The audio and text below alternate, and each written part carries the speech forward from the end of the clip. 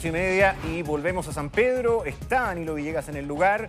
A ver si nos puede actualizar lo que está pasando a esta hora con este incendio forestal preocupante. Danilo, adelante, buen día. Último minuto. Buen día, Gonzalo, gusto saludarte nuevamente. Claro, estábamos acá en este sector en el que nosotros estuvimos ayer hasta cerca de las 9 de la noche y en donde fuimos testigos también de cómo se fueron reactivando los focos.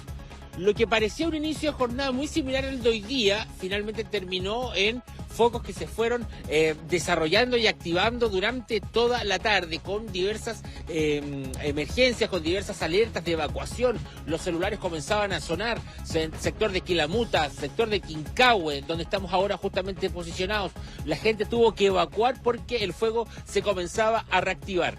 A esta hora de la mañana hay una temperatura mucho más baja de la que había ayer a esta misma hora, pero también lo preocupante siempre es el viento, la brisa que pueda aparecer y que justamente es la que va moviendo y la que podría hacer reactivar a alguno de estos focos que son finalmente los que se transforman en la pesadilla para las familias, para bomberos, para todas las personas que están trabajando acá en la zona. Panorámica de Cristian Chami a esta hora, mira, se pueden apreciar igual algunos puntos en donde sigue saliendo humo, que se fueron apagando algunos de los focos que estaban en este sector activos durante la tarde. Hasta ahora se habla de 1.800 hectáreas consumidas por el fuego, un incendio que afecta principalmente a agricultores, entendiendo que es una zona de mucha cosecha, de frutillas, y todo eso va de la mano con que muchos han perdido justamente estas cosechas a partir de este incendio. Las causas, el origen, ya lo vamos a hablar, ya se irá a investigar. El OS9 de Carabineros ha estado también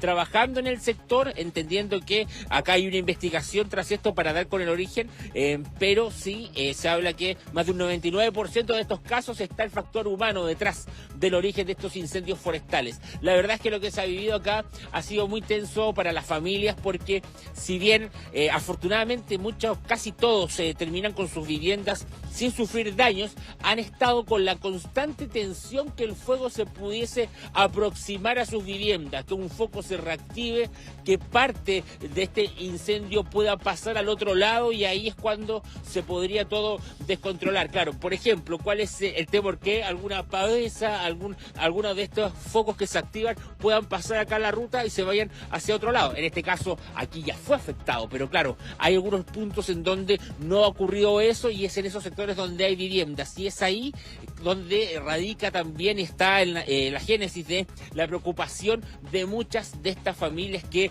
han estado prácticamente 2 días sin dormir, 2 días en vela, porque así es como se puede definir. Ayer los momentos más tensos se vivieron durante la tarde, a partir de las 15 horas. Ahí es cuando los celulares comenzaron a sonar, es ahí cuando comenzaron a llegar las alertas justamente que había que evacuar en Quilamuta, en otros sectores también acá de San Pedro de Melipilla.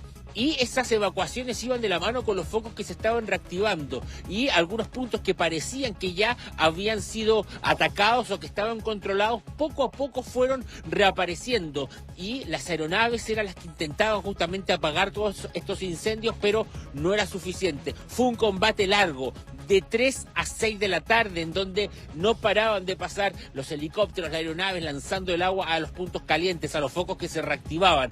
Cuando parecía que esto se podía haber controlado, a las 8 de la noche vino quizás la parte más dura de todas, que fue cuando el fuego finalmente llegó a una vivienda. Habían cerca de 20 viviendas en riesgo, por eso estaba la atención puesta también ahí en el sector de Quilamuta.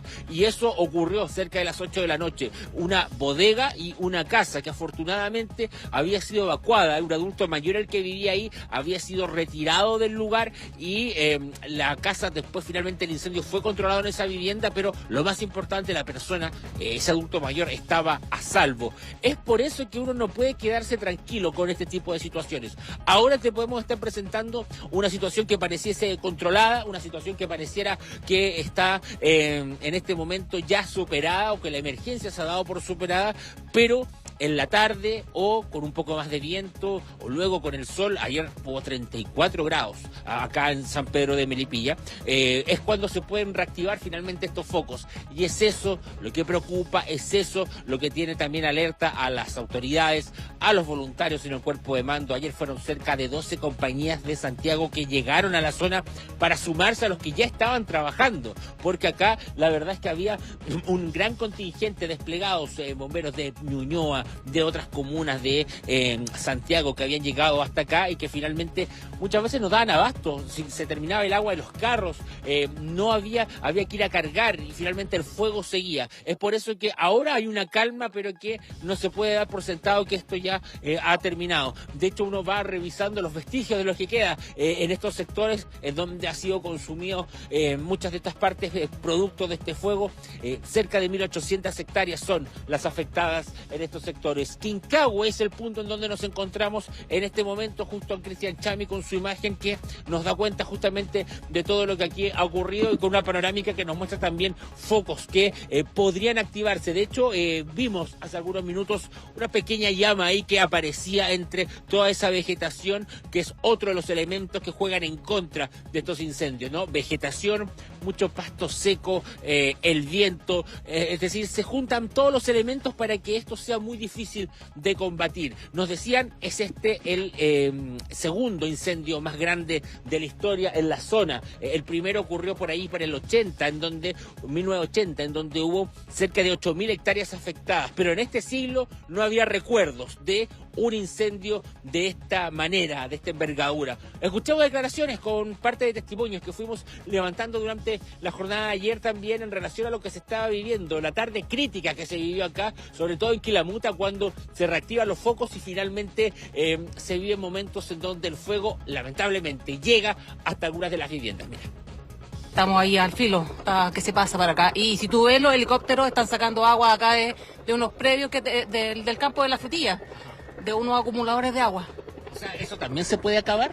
También se puede acabar. Brota de repente ahí mismo, entonces el temor no estar ahí en la casa. Bueno, nosotros hace 5 o 6 años van a ser que estamos aquí nomás, pero no habíamos vivido un incendio así tan masivo. Claro, ahí, por ejemplo, esos testimonios nos daban cuenta que era parte del agua que se sacaba de unos recolectores de la cosecha, donde se estaban cargando las aeronaves. Es decir, era un agua que se podía terminar.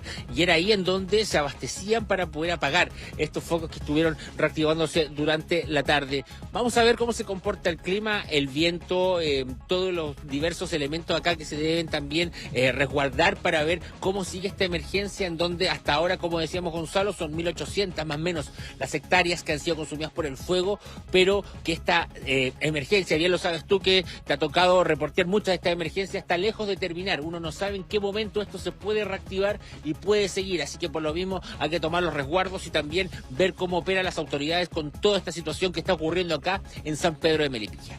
Don Danilo, así que nos pase actualizando por favor durante la mañana, a ver lo que está ocurriendo, si el plan cambia, si se toma otra estrategia para lograr contener esta emergencia. Danilo, buen día, un abrazo.